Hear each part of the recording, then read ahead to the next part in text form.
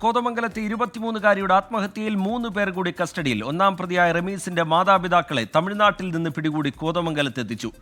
4-ാം പ്രതിയായ സഹദും കസ്റ്റഡിയിലായിട്ടുണ്ട്. റമീസിന്റെ സുഹൃത്താണ് സഹദ്. ലാൽകൃഷ്ണൻ തൊടുപുഴയിൽ നിന്ന് ഏറ്റവും പുതിയ വിവരങ്ങളുമായി ചേരുന്നുണ്ട്.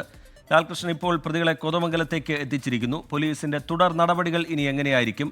റമീസിന്റെ അറസ്റ്റിന് പിന്നാലെ ഒളിവിൽ പോയ റമീസിന്റെ മാതാപിതാക്കൾ വലയിലാവുന്നത് എങ്ങനെയാണ് ലാൽകൃഷ്ണൻ? റീത്ത്, ഇവര് നിലവിൽ സേലത്തായിരുന്നു ഒളിവിൽ താമസിച്ചിരുന്നെന്നുള്ളതാണ് പോലീസിന് കിട്ടുന്ന വിവരം. സേലത്ത് ഒളിവിൽ താമസിക്കുന്ന സമയത്ത് തന്നെ ഇവരെ കുറിച്ചുള്ള വിവരങ്ങൾ അന്വേഷിക്കുന്നുണ്ടായിരുന്നു പോലീസ്. പ്രത്യേകിച്ച് റമീസിന്റെ അറസ്റ്റിന് തൊട്ടു പിന്നാലെ ഇവര് ഒളിവിൽ പോവുകയും ഇവര് വീട്ടിലടക്കം പോലീസ് പരിശോധന നടത്തുകയും ചെയ്തു. ഇറച്ചി വിൽപ്പനയാണ് ഇവരുടെ പ്രധാന വരുമാന മാർഗമായിരുന്നത്. അതുകൊണ്ട് തന്നെ സേലത്തുണ്ടായിരുന്ന ബന്ധങ്ങൾ ഉപയോഗിച്ചുകൊണ്ടാണ് ഇറച്ചി വിൽപ്പനയ്ക്കായി എന്ന രീതിയിൽ അവരവിടെ താമസിച്ചത്. മാത്രമല്ല, സേലത്ത് തന്നെ ഒരു ഇറച്ചിക്കട തുറന്ന് പ്രവർത്തിക്കുന്ന രീതി സജ്ജമായിക്കൊണ്ടിരിക്കുന്നതിനാണ് പ്രത്യേക അന്വേഷണ സംഘം സേലത്തെത്തുകയും ഇവരെ കസ്റ്റഡിയിലെത്തുകയും ചെയ്തിരിക്കുന്നത്. നിലവിൽ കോതമംഗലം പോലീസ് സ്റ്റേഷനിലേക്ക് എത്തിയിട്ടുണ്ട്. മൂവാറ്റുപുഴ ഡിവൈഎസ്പിയുടെ നേതൃത്വത്തിലാണ് ഇവരെ ചോദ്യം ചെയ്യൽ നടന്നുകൊണ്ടിരിക്കുന്നത്. ഇതിനിടയിലാണ് പാനായിക്കുളത്തെ വീട്ടിൽ, പറവൂരിലുള്ള വീട്ടിലേക്ക് പോലീസിന്റെ പ്രത്യേക സംഘം പോയത്. അവിടെ സഹദിന്റെ വീട്ടിൽ സഹദ് ഉണ്ടായിരുന്നില്ല, മറിച്ച് സഹദിന്റെ സഹോദരിയുടെ വീട്ടിൽ സഹദ് ഉണ്ട് എന്ന് കണ്ടെത്തുകയും അവിടെ വളഞ്ഞ് സഹദിനെ കസ്റ്റഡിയിൽ എടുക്കുകയാണ് ഉണ്ടായത്. ഇവരുടെ അറസ്റ്റ് അല്പസമയങ്ങൾക്കുള്ളിൽ രേഖപ്പെടുത്തും. ഇതോടൊപ്പം ഇന്ന് കസ്റ്റഡിയിൽ കിട്ടേണ്ടിയിരുന്ന റമീസിനെ കസ്റ്റഡിയിൽ കിട്ടിയിട്ടില്ല. ഇവരുടെ അന്വേഷണവുമായി ബന്ധപ്പെട്ടുകൊണ്ട് തുടർ നീക്കങ്ങൾ നടത്തിയതിനു ശേഷം റമീസിന്റെ കസ്റ്റഡിയിൽ വാങ്ങാം എന്നുള്ളതാണ് പോലീസിന് നിലവിലെ തീരുമാനം. 5 ദിവസത്തെ കസ്റ്റഡി എന്നുള്ളതായിരുന്നു ആദ്യഘട്ടത്തിൽ തീരുമാനിച്ചിരുന്നത്. അത് പൂർത്തിയാക്കാൻ ഇനി സമയമെടുക്കും എന്നുള്ളതാണ് നമുക്കറിയാൻ കഴിയുന്നത്. എന്താണെങ്കിലും ഈ പ്രതികളുമായി ബന്ധപ്പെട്ടുകൊണ്ട് ചുമത്തിയിരിക്കുന്ന വകുപ്പുകൾക്ക് പുറമെ ഇവരുടെ മൊഴിയിൽ നിന്നോ മറ്റു സൂചനകളിൽ നിന്നോ ഏതെങ്കിലും തരത്തിൽ കാര്യങ്ങൾ കണ്ടെത്താൻ കഴിയുമോ എന്ന കാര്യം കൂടി പോലീസ് പരിശോധിക്കുന്നുണ്ട്. പ്രധാനമായിട്ടും ആത്മഹത്യ പ്രേരണ കുറ്റം എന്നത് നിലനിൽക്കുന്നതിനപ്പുറം മർദ്ദനമടക്കമുള്ള വകുപ്പുകളാണ് നോക്കുന്നത്.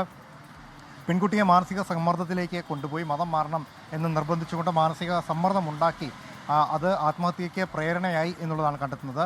സഹദിൻ്റെ അടക്കം കാര്യങ്ങൾ വരുമ്പോൾ മുറിയെ പൂട്ടിയിട്ട സമയത്ത് സഹദ് ആ മുറിയിലുണ്ടായിരുന്നു. മർദ്ദിക്കുന്ന സമയത്ത് അത് തടയാനോ അല്ലെങ്കിൽ ഈ കുട്ടിയെ പ്രേരിപ്പിക്കുന്ന സമയത്ത്, നിർബന്ധിക്കുന്ന സമയത്ത് അല്ലെങ്കിൽ സമ്മർദ്ദത്തിലാക്കുന്ന സമയത്ത് അതിൽ നിന്ന് ഈ കുടുംബത്തെയോ റമീസിനെയോ പിന്തിരിപ്പിക്കാനോ സഹദ് ശ്രമിച്ചില്ല എന്ന് പറയുന്നുണ്ട്. ആത്മഹത്യാക്കുറിപ്പിൽ തന്നെ പറയുന്നത് ഒരു ഘട്ടത്തിൽ റമീസ് തൻ്റെ കൂടെ വരാൻ തയ്യാറായിരുന്നപ്പോൾ സഹദാണ് അവനെ പിൻവലിയാൻ നിർബന്ധിച്ച് അവനെ കൂടെ നിർത്തിയത്. തന്നോടൊപ്പം വരാനുണ്ടായിരുന്ന റമീസിനെ പോകരുത് എന്ന് പറഞ്ഞ് ശടിച്ചതും സഹദായിരുന്നു എന്നുള്ളത് തന്നെയാണ് പറയുന്നത്. അതായത് ആത്മഹത്യാക്കുറിപ്പിൽ പറയുന്ന 4 പേരും നിലവിൽ പോലീസിൻ്റെ കസ്റ്റഡിയിലുണ്ട്. ഈ കേസുമായി ബന്ധപ്പെട്ടുകൊണ്ടുള്ള ബാക്കി തുടർ നടപടികൾ പൂർത്തിയാക്കുക എന്നുള്ളതാണ് ഇനി നിൽക്കുന്നത്. അതോടൊപ്പം മതപരിവർത്തനം അടക്കമുള്ള കാര്യങ്ങളിൽ ഏത് തരത്തിലുള്ള നിലപാട് സ്വീകരിക്കണം എന്ന കാര്യത്തിൽ നിയമോപദേശകരുമായി കൂടിയാലോചിച്ച ശേഷമായിരിക്കും തുടർ തീരുമാനങ്ങൾ ഉണ്ടാവും. ശരി, ലാൽകൃഷ്ണൻ വിശദാംശങ്ങൾ പങ്കുവയ്ക്കുകയായിരുന്നു. ഈ യുവതിയുടെ മരണത്തിന് പിന്നാലെ ഈ കുട്ടിയുടെ കുടുംബം അതിഗുരുതരമായ ആക്ഷേപങ്ങളാണ് ഈ റമീസിന്റെ വീട്ടുകാർക്കെതിരെയും ഉയർത്തിയിരുന്നത്.